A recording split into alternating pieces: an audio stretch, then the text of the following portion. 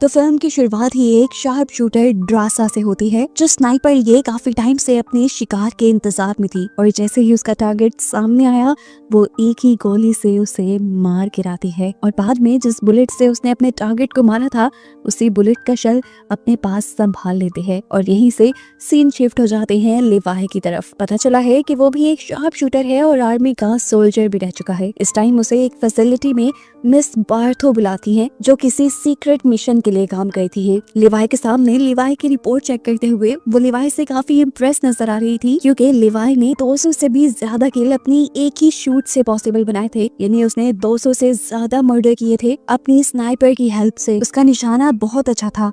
अब वो लिवाई से कुछ बातें करती हैं और उसे अपने सीक्रेट मिशन के लिए हायर कर लेती हैं। दूसरी तरफ दोबारा हमें ड्रासा को दिखाया जाता है, जो रशिया में अपने डैड के पास आई है। ड्रासा एक बाउंटी हंटर है, यानी पैसों के लिए वो दूसरों को मारने का काम करती है, लेकिन उसके बाद उसे अपने किए पे काफी पछतावा होता है। वो हर साल उन बुलेट्स के शेल अपने डैड को लाकर देती थी, जिनसे उसने अपने टारगेट्स को मारा था, ताकि उसका दुख थोड़ा हल्का हो जाए।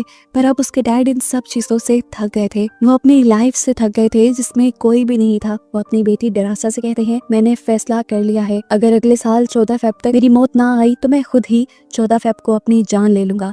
चाहे उस दिन तुम मेरे पास हो ना हो, तुम जहाँ पे भी हो, एक मर्तबा मुझे गुड बाय कह देना। ये सुनकर ड्रासा भी उदास हो जाती है और वापस चली जाती है। जबकि यहाँ दिखाया जाता है कि लिवाई को हेलीकॉप्टर के जरिए ले आया गया था रशिया और यूएस के बॉर्डर पे, जहाँ उसे 1 साल के लिए रहना था, बाहर की दुनिया से कांटेक्ट खत्म करके। हेलीकॉप्टर से नीचे उतर कर वो अपनी डेस्टिनेशन तक पहुँचने के लिए 3 दिन का सफर तय करता है और रास्ते में ही उसे अपना सीनियर भी मिल जाता है, जिसकी ड्यूटी अब खत्म हो चुकी थी और उसे साल के बाद वापस अपने घर जाने का मौका मिल रहा था। सीनियर लिवाई से मिलकर बहुत ज्यादा खुश था। वो बताता है कि तुम 1 साल में मिलने वाले पहले इंसान हो जिससे मैं बात कर पा रहा हूँ। खैर, अब वो लिवाई को यहाँ के रूल्स बताने लगता है। वो बताता है, तुम्हें इस टॉवर के ऊपर ड्यूटी देनी है। ये ईस्ट टॉवर हमारा है, जो यूएस को रिप्रेजेंट करता है, और इस नदी के पार वो सामने वेस्ट टॉवर वो रशिया का है। ये समझ लो कि ये यूएस और रशिया के बॉर्डर्स हैं। तुम्हें यहाँ रहकर 1 साल तक ड्यूटी देनी है बिना किसी से बातचीत किए। तुम्हारी मेन ड्यूटी यहाँ रहेगी, हर थोड़े टाइम के बाद मशीन गन्स में तुमने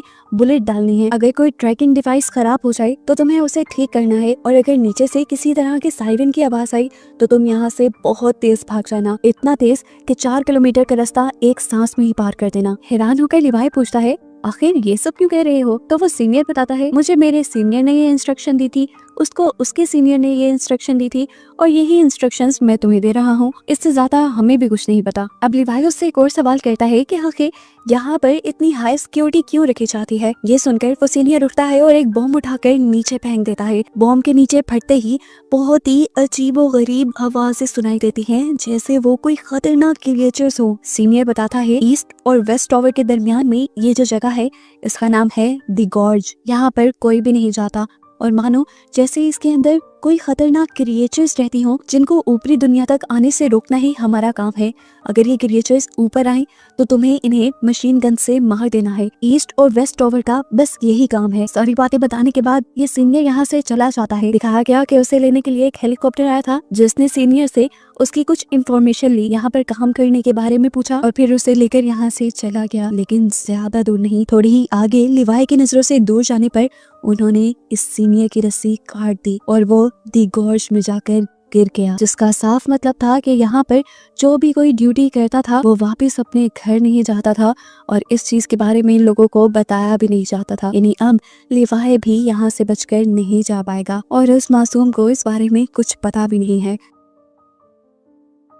खैर, सीन कट होता है और हमें लिवाई की नेक्स्ट डे लाइफ को दिखाया जाता है। उसने अपना काम शुरू कर दिया था। मशीन गन में खत्म हुई हुई बुलेट्स रीलोड की, यहाँ के कुछ सिस्टम चेक किए और उसके बाद ट्रैकिंग डिवाइस को ठीक किया। इसके बाद वो अपने हेडक्वार्टर को सारी डिटेल्स देता है और यहाँ की बाकी चीजें सर्च करने लग जाता है। दिन यूं ही गुजरते रहे। एक दिन उसे वेस्ट टॉवर से मशीन्स चलने की आवाजें आई। उसने सोचा चलो चेक तो करूं। दूरबीन से जब उसने आगे को देखा तो वहाँ एक लड़की थी, जिसके बारे में हम जानते हैं कि वो ड्रासा है। उसे भी लिवाई की तरह वेस्ट टॉवर पर जॉब दे दी गई है कि उसने सरहद की रखवाली करनी है और नीचे गॉर्ड से आने वाले मॉन्स्टर्स को मारना है। ये दोनों चाहे एक दूसरे से काफी दूर थे, लेकिन फिर भी एक दूसरे से कांटेक्ट कर सकते थे। लेकिन महीनों इन्होंने यही सोचते हुए गुजार दिए कि क्या इन दोनों को एक दूसरे से कांटेक्ट करना भी चाहिए या नहीं। एक दिन दिखाया जाता है है कि ड्रासा अपनी बर्थडे सेलिब्रेट करने के लिए बैठी हुई थी। ड्रासा को कुछ एक्साइटिंग मिल नहीं रहा था तो उसने गोली चलाकर लिवाई को ही अपनी तरफ अट्रैक्ट किया। एक बोर्ड पे लिखकर उसका नाम पूछा तो लिवाई ने उसे बताया कि नाम बताना यहाँ अलाउ नहीं।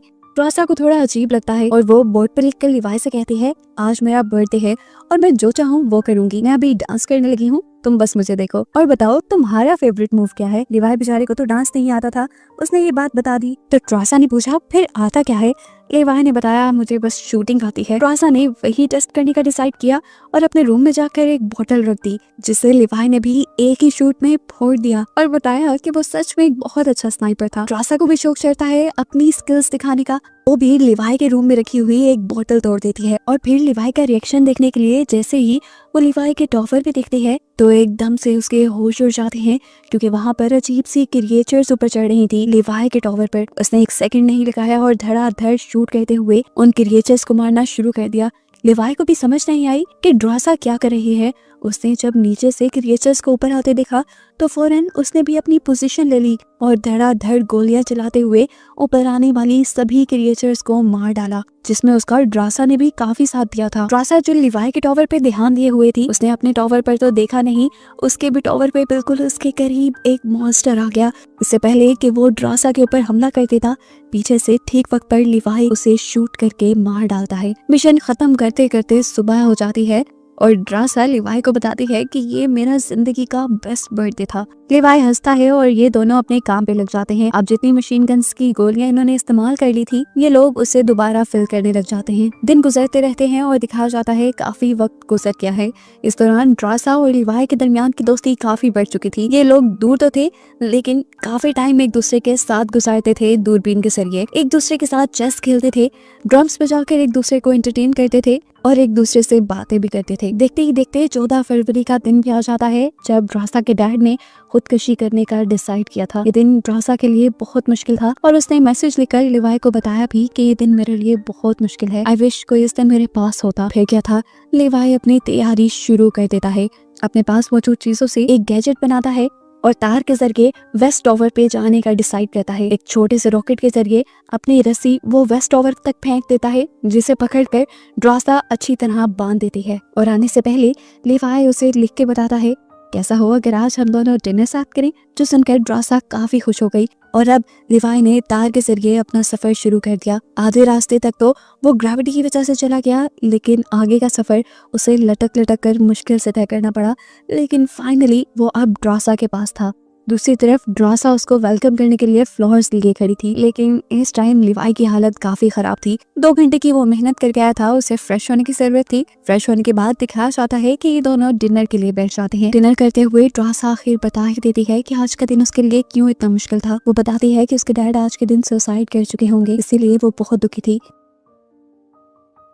ड्रासा का ध्यान भटकाने के लिए लिवाई उसे अपनी बैकग्राउंड स्टोरी बताने लगता है कि उसके डैड, ग्रैंडपा सारे ही सोल्जर्स थे। बातें करते हुए ये लोग डांस करना शुरू कर देते हैं और काफी टाइम एक साथ गुजारते हैं। लिवाई ने रात यहीं गुजारी और सुबह होने पर वापस जाने के लिए अपनी तार से लटक गया, लेकिन गलती से ये तार उसके टॉवर वाले माइन से टकरा गई और बम ब्लास्ट होने की वजह से वो तार टूट गई और लिवाई जाकर सीधा दी गॉर्ज में गिर गया। लिवाई की जान बचाने के लिए ड्रासा भी कुछ पैराशूट्स और गन लेकर दी गॉर्ज के अंदर जंप कर देते हैं, जो पानी से भरा था। इस पानी के अंदर अजीब येलो लाइट थी और हर जगह अजीबो गरीब चीजें थी। इस टाइम लिवाई एक दरख्त से उल्टा लटका हुआ था और उसके ऊपर काफी सारे पाँव वाला एक बड़ा सा क्रिएचर हमला करने के लिए आ जाता है, जिसे लिवाई अपनी गन से शूट करके मार तो देता है, लेकिन इस सब में दरख्त की वो शाख भी टूट जाती है जिसके साथ वो लटका हुआ था। वो नीचे आकर किसी और क्रिएचर पर गिर जाता है, जो क्रिएचर उसके ऊपर गिरते ही अपना मुंह खोल लेती है और दांतों को उसके जिस्म के ऊपर स्टैब करने वाले अंदाज में लगा देती है। इससे पहले कि ये क्रिएचर लिवाई को पूरी तरह अपने अंदर अब्सॉर्ब कर लेती, ड्रासा ठीक वक्त पे यहाँ पहुंच गए। इस क्रिएचर के टेंटिकल्स पे शूट करके लिवाई की जान बचा लेते हैं। इससे पहले कि यहाँ पे लोग रिलैक्स हो पाते, कुछ अजीब से घोड़ों की तरह के क्रिएचर्स के ऊपर अजीब क्रिएचर्स सवार होकर इनके ऊपर हमला करने के लिए आ जाते हैं। यहाँ पर जो भी क्रिएचर थी वो अपनी असली हालत में नहीं थी। ऐसा लग रहा था कि मानो ये सारी क्रिएचर्स दो दो या तीन तीन चीजों का हाइब्रिड हो। जिस तरह ये घोड़े, इनके अंदर से अजीब टेंटिकल्स निकल रहे थे और उनके ऊपर जो इंसान थे वो किसी दरख्त और इंसान की शक्ल के थे। ये दोनों अपनी जान बचाने के लिए अपनी गन्स तान लेते हैं और अपने सामने आने वाले सभी दुश्मनों को मारते हुए आगे बढ़ने की कोशिश करते हैं। बेसिकली तो इनको यहाँ से वापस अपने टॉवर्स पर जाना था, लेकिन ड्रासा नीचे आते हुए अपनी वो डिवाइस खो चुकी थी जो रस्सी के जरिए इनको ऊपर की तरफ खींचती थी। ना चाहते हुए भी इन्हें इस गॉर्ज के अंदर ही आगे बढ़ना पड़ता है, जहां हम देखते हैं कि पहले जो धुंध इनके इर्द गिर्द येलो कलर की थी वो अजीब तरीके से ब्लू कलर में बदल जाती है और इन्हें यहाँ पर एक फैसिलिटी दिखाई जाती है जो एक साइंटिस्ट की थी जिन्होंने पहली मर्तबा बॉम्ब बनाया था। इस फैसिलिटी के इर्द गिर्द पूरी एक कम्युनिटी भी थी। ड्रासा और लिवाई ये देखकर हैरान थे कि ऐसे कैसे एक पूरी कम्युनिटी तबाह हो सकती है। चारों तरफ इन्हें खतरा ही महसूस हो रहा था, जिससे बचने के लिए ये लोग एक चर्च के अंदर चले गए, लेकिन इस चर्च के अंदर भी खतरा कम नहीं था। यहाँ पर बड़े बड़े स्पाइडर्स थे जिनकी मुंह की जगह इंसानी चेहरे थे और दांत बहुत ही ज्यादा खतरनाक, और वो एकदम से जंप करके लिवाई और ड्रासा दोनों के ऊपर ही हमला कर देते हैं। ये दोनों इन स्पाइडर्स को अपने ऊपर से उतारते हुए शूट करके यहाँ से बाहर निकलते हैं और एक दूसरी फैसिलिटी के अंदर जा घुसते हैं। ये जगह उन्हें किसी लैब की तरह लग रही थी। इसी लैब के अंदर इन्हें एक डीवीडी मिलती है जिसे प्ले करने पे ये एक डॉक्टर की वीडियो थी जो यहाँ पर होने वाले एक्सपेरिमेंट की डिटेल बता रही थी। असल में वो लोग एक्सपेरिमेंट कर रहे थे इंसानों के डीएनए पे। वो आम इंसानों को सुपर ह्यूमन बनाना चाहते थे और इन सुपर ह्यूमंस को अपने डिफेंस सिस्टम में यूज करना चाहते थे, यानी वो इन सुपर ह्यूमंस को सोल्जर्स बनाना चाहते थे। लेकिन इन लोगों का एक्सपेरिमेंट खराब हो गया, जिसकी वजह से इंसानों के डीएनए के अंदर हर चीज का डीएनए मिलने लगा। इसलिए यहाँ पर कई किस्म के हाइब्रिड्स बन गए। दरख्तों के अंदर इंसानों वाला डीएनए चला गया, जबकि इंसानों के अंदर दरख्तों वाला। ऐसे यहाँ पे कोई भी दरख्त मिल सकता था जो इंसानों की तरह बात कर सकता है, चल सकता है, और कोई भी इंसान ऐसा भी दिख सकता है जिसके अंदर से शाखें निकल रही हो। एक अजीब बात वो ये भी बताती है कि इनका एक्सपेरिमेंट इतना खतरनाक हो गया था कि दरख्तों के अंदर ऑर्गन्स भी पैदा होने लगे थे। हालांकि यहाँ पे जो छोटे छोटे इंसेक्ट्स भी थे, कीड़े भी थे, उनमें भी इंसानों और दरख्तों का डीएनए मिक्स हो चुका था। जैसे अभी हमने एक स्पाइडर देखा, उसके मुंह पे इंसानी चेहरा था। इसे डीवीडी को देखते देखते लिवाई यहाँ पे और भी छानबीन करता है और उन्हें यहाँ थोड़ा सा एडवांस कंप्यूटर मिल जाता है। इस कंप्यूटर को चलाने पर लिवाई के सामने और भी ज्यादा राज खुल जाते हैं। एक सीक्रेट कंपनी के बारे में उसे पता चलता है जो इंसानों को सुपर ह्यूमन बनाने के साथ साथ और भी बहुत से खतरनाक एक्सपेरिमेंट्स कर रही थी। इन लोगों ने एक ऐसा मिसाइल भी बनाया था जिसे अगर कहीं पर टारगेट किया जाए तो वो अपने फटने के साथ अपने इर्द गिर्द रेडियस के 4 किलोमीटर एरिया को तबाह कर सकते हैं। ये पढ़कर वो समझ गया था कि आखिर उसके सीनियर्स क्यों किसी सायरन के बजने पर उसे 4 किलोमीटर दूर तक भागने को कह रहे थे। वो इसी मिसाइल के फटने की बात कहते होंगे। हो ना हो, लिवाई को समझ आ गया था कि ये मिस बार्थो की फैसिलिटी है और वही अपने इन खतरनाक एक्सपेरिमेंट्स को दुनिया से बचाने के लिए ड्रासा और लिवाई जैसे सोल्जर्स को हमेशा ईस्ट और वेस्ट टॉवर पर हायर करके रखती थी, जो गॉड से आने वाले हर मॉन्स्टर, हर क्रिएचर को मारकर दुनिया को उनकी सच्चाई से दूर रखे। यहाँ पे मौजूद चीजों से ये लोग पता चला लेते हैं कि इन एक्सपेरिमेंट के पीछे गवर्नमेंट का कोई हाथ नहीं, ना ही रशियन गवर्नमेंट का और ना ही यूएस गवर्नमेंट का। इन्हें पता चलता है कि मिस बार्थो यहाँ का सारा काम ड्रोन्स के जरिए करवाती थी, लेकिन फिर भी सारे काम ड्रोन्स और रोबोट नहीं कर सकते थे। जिस तरह ट्रैकिंग डिवाइस चेंज करना, मशीन गन में गोलियां भरना, इस तरह के कामों के लिए उन्हें इंसानों की जरूरत होती थी। इसीलिए ड्रासा और लिवाई यहाँ थे आज। सारी सच्चाई रियलाइज होने के बाद ये लोग फौरन यहाँ से भागने की कोशिश करते हैं, लेकिन उसी दौरान इनके इर्द गिर्द कुछ क्रिएचर्स घेरा बना लेती हैं और इन्हीं का गुमा हुआ वेपन्स का बैग इनके सामने लाकर रख देती हैं। ये इन मॉन्स्टर्स की चाल भी हो सकती थी, लेकिन ड्रासा और लिवाई ने अपना बैग लेने का फैसला किया, क्योंकि अगर इनके पास गन ही ना होती तो ये लोग आगे लड़ते क्या। अब ड्रासा जैसे ही उस बैग को पकड़ने के लिए आगे बढ़ती है तो कोई आदमी उसके पाँव को अपने ट्रैप में बंद करते हुए उसे खींचते हुए एक और जगह पे ले जाता है जो रेड जोन थी।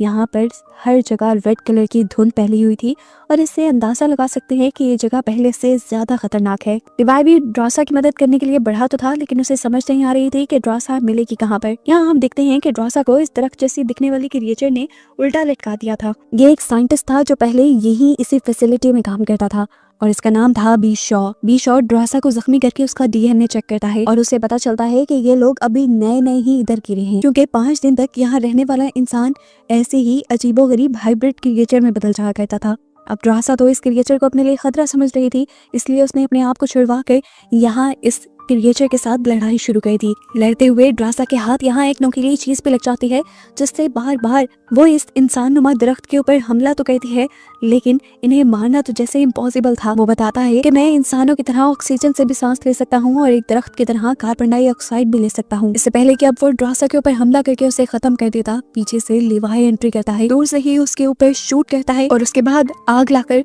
उसकी सारी जड़ों को आग लगा देता है। अब ये लोग वापस जाने का फैसला करते हैं, लेकिन यहाँ से दूसरी तरफ जाना तकरीबन नामुमकिन के बराबर था। इस जगह पे एक अजीब सा जाल फैला हुआ था जो ह्यूमन और प्लांट के डीएनए से बना था। इस जाल के अंदर बहुत सारे ह्यूमन ऑर्गन्स भी थे और साथ ही साथ दरख्तों की जड़ों की तरह ये एक नेटवर्क की तरह फैला हुआ था। सिंपल लैंग्वेज में कि इंसान और दरख्त यहाँ पे आपस में कनेक्टेड हुए थे। अब खतरा तो इन्हें मोल लेना ही था। ये लोग एंटर कर लेते हैं उस जाल के अंदर और आहिस्ता आहिस्ता कदम आगे बढ़ाते हुए ये लोग किसी तरह इस जाल को पार कर ही रहे थे, लेकिन एकदम से ड्रासा का पांव एक गलत जगह पर रखा गया। ऐसे ही जड़ों वाला इंसानी प्लांट एक्टिवेट हो जाता है और फौरन ड्रासा के ऊपर हमला कर देता है। इससे पहले कि प्लांट उस पर कुछ करते, लिवाई ड्रासा को खींच के निकाल के बाहर ले जाता है और इस प्लांट को अपनी फायर गन से जला देता है। यही रेड जोन में इन्हें फाइनली एक गाड़ी भी मिल जाती है, जो इनके लिए तो एक तोहफा ही थी। ये लोग उसमें बैठकर गाड़ी चलाते हुए ब्लू जोन में आ जाते हैं।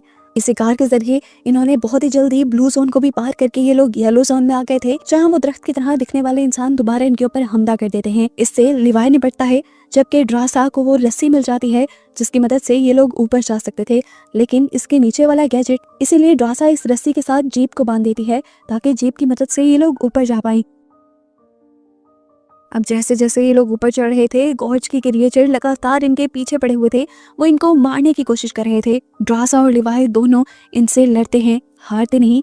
ऊपर चढ़ते चढ़ते भी कार में बैठे हुए ये लोग लगातार उनके ऊपर शूटिंग करते रहे। मारते मारते जब ये लोग थक जाते हैं और अपनी मंजिल के बहुत करीब होते हैं, तो लिवाई यहाँ पे एक बहुत ही शातिर मूव चलता है। वो अपनी जीप के पेट्रोल टैंक को खोल देता है, जिससे पेट्रोल नीचे गिरकर सारी क्रिएचर्स को भिगो देता है और ऊपर आते ही लिवाई अपनी फायर गन से इन सब को जला देता है और ये क्रिएचर्स यहाँ पर खत्म हो जाती हैं और फाइनली ये लोग ऊपर भी आ जाते हैं। इतनी बड़ी हकीकतें इन्हें गॉर्ज के बारे में पता चल चुकी थी अब, और ये लोग इस घिनौने मिशन का हिस्सा बनने वाले नहीं थे कि दोनों फैसला करते हैं कि जल्द ही ये दोनों ये जगह छोड़कर चले जाएंगे और कहीं दूर जाकर अपनी नई जिंदगी बसर करेंगे। ड्रासा लिवाई से शेयर करती है कि फ्रांस में उसके पास एक ऐसी जगह है जिसके बारे में कोई नहीं जानता और कोई उसे ढूंढ भी नहीं पाएगा वहाँ। इस टाइम में दोनों ड्रासा के यानी वेस्ट टॉवर पे थे। लिवाई ड्रासा से कहता है, मैं इस टाइम अपने टॉवर पे जाता हूँ और वहाँ पर एक टाइम बॉम्ब सेट कर देता हूँ ताकि वहाँ की सारी चीजें तबाह हो जाएं और हमारे बारे में किसी को कोई खबर ना हो। इस टाइम बॉम्ब को एक्टिवेट करने के बाद मैं उस मिसाइल को भी ऑन कर दूंगा जो नीचे गॉर्ज को खत्म कर देगा और मिस बार्थो के ये सारे घिनौने एक्सपेरिमेंट भी खत्म हो जाएंगे। दुनिया को इनसे कोई खतरा नहीं रहेगा। अपना प्लान बनाने के बाद वो तो ईस्ट टॉवर पे आ गया था, जहाँ आते ही उससे मिस बार्थो कांटेक्ट करते हैं। असल में उसे पता चल गया था कि नीचे गॉर्ज में उनके कंप्यूटर एक्टिवेट हुए थे। वो लिवाई से पूछती है, क्या ये कंप्यूटर्स तुमने एक्टिवेट किए? लिवाई साफ झूठ बोल देता है कि नहीं, मैं तो नीचे गया ही नहीं। वो समझ गई थी कि अगर लिवाई नीचे नहीं गया तो दूसरी तरफ से ड्रासा नीचे गई होगी और इन्हें कहीं ना कहीं अब गॉर्ज की हकीकत पता चल चुकी है। इसलिए फैसला करती हैं कि अगले ही दिन ये ड्रासा और लिवाई दोनों को ही मरवा देंगी, क्योंकि अगर ये दुनिया में आ गए तो ये मिस बार्थो की सच्चाई भी दुनिया के सामने ले आएंगे। अगले दिन दिखाया जाता है कि ड्रासा और लिवाई दोनों ही यहाँ से जाने की तैयारी कर रहे थे और तार बांध रहे थे। लिवाई बॉम्ब एक्टिवेट करने की कोशिश में था और उसी टाइम मिस बार्थो पहुंच जाती हैं अपने हेलीकॉप्टर को लिए। मिस बार्थो को देखते ही लिवाई समझ गया कि वो जरूर उसे मारने के लिए आई हैं, इसीलिए वो फौरन यहाँ से भाग जाता है और मिस बार्थो के लोग उसके पीछे पड़ जाते हैं। लोग क्या, उसके ड्रोन्स, हेलीकॉप्टर्स सब के सब अब लिवाई के पीछे थे। लिवाई जानता था कि उसे ये सब तबाह करके ही आगे जाना है, इसीलिए वो अपनी स्पीड कम करता है और अपनी लाइफ का एक बहुत बड़ा शॉट मारता है, कई किलोमीटर दूर का। उसने अपनी उस डिवाइस को शूट कर दिया था जो नीचे मिसाइल के साथ कनेक्टेड थी। इस मशीन को शूट करते ही नीचे कुछ ही सेकंड में वो मिसाइल फट जाता। वो शूट करके जितना तेज हो सके वो भागता है। दूसरी तरफ लिवाई भी उसका प्लान जानती थी, वो भी वहां से बहुत दूर भाग गई, लेकिन किस्मत को ये मंजूर न था कि ये दोनों मिले। ड्रासा तो उस बम से बच गई, लेकिन लिवाई उस बम की आग की चपेट में आ गया और वहीं पानी में गिरकर मारा गया। लेकिन अच्छी बात ये थी कि नीचे दी गॉर्ज वो अजीब व गरीब फैसिलिटी खत्म हो गई जिससे दुनिया को एक दिन खतरा भी हो सकता था। दिखाया जाता है कि ड्रासा बचने के बावजूद भी 5 दिन तक दुनिया में नहीं जाती, क्योंकि असल में वो दिगॉर्ज में रहकर आई थी। तो उन लोगों ने डिसाइड किया था कि वो 5 दिन तक आबादी वाले एरिया में नहीं जाएंगे, क्योंकि अगर उनके ऊपर किसी भी किस्म के वायरस ने हमला किया होगा तो वो 5 दिन के बाद ही सामने आएगा। 5 दिन तक जब ड्रासा बिल्कुल भी नहीं बदलती तो वो यहाँ से आबादी वाले एरिया में जाने का डिसाइड कर लेती है। काफी अर्से बाद दिखाया जाता है कि ड्रासा आज भी लिवाई को याद करती है। वो लिवाई की लिखी हुई पोएट्री कई मर्तबा पढ़ चुकी थी और आज भी वो पढ़कर रो रही थी। फ्रांस की वो सीक्रेट जगह जिसके बारे में उसने लिवाई को बताया था, वहीं पर उसने एक वेट्रेस की जॉब भी शुरू कर ली थी। एक दिन जॉब करते हुए सरप्राइजिंगली लिवाई उसके सामने आ जाता है। जिस तरह से ये लोग अपने टॉवर्स से एक दूसरे से बातें करते थे लिख लिख कर, लिवाई लिख कर उससे पूछता है क्या मुझे रैपिड पाई मिलेगी जो उन्होंने लास्ट टाइम एक साला डिनर करते हुए खाई थी। ये देखकर ड्रासा की खुशी की इंतहा नहीं रहती और वो एक्साइटमेंट में जाकर लिवाई को गले लगा देती है। और इन लोगों के इस सरप्राइज और अच्छे रियूनियन के साथ ये मूवी यहीं खत्म हो जाती है।